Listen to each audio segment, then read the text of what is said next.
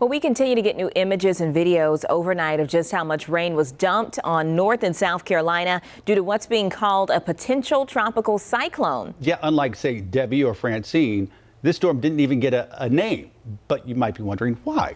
Chris is breaking it down in today's Weather IQ. All right, why did this not get a name? Instead, it just got like a number 8 or something like that. Yeah, a PTC 8. I wish it was just Tropical Storm Helene. That would have been much better. But first, let's learn about what a potential tropical cyclone is.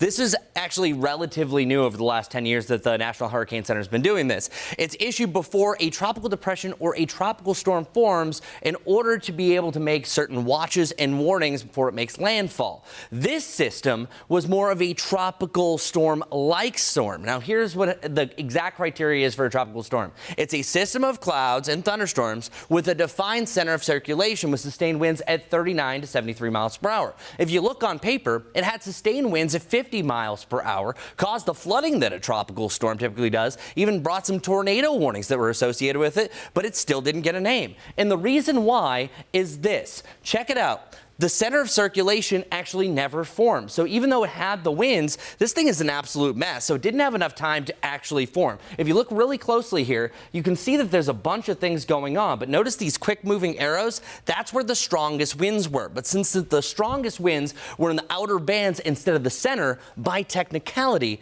it was not a tropical storm. So that's the only reason why. But oftentimes we get so attached to a name, regardless, even if it was named Tropical Storm Helene, well, the impacts were the same. I am showing you a better look here. So we mentioned Debbie, right? Tropical Storm Debbie. Notice the difference of what you just saw. You can clearly see here on the satellite and radar, right around the center, everything is circulating there. This one was a little bit asymmetrical, and that's the main reason why it didn't get a name. But Larry, as we mentioned, it still did what a tropical storm usually does. No doubt about that.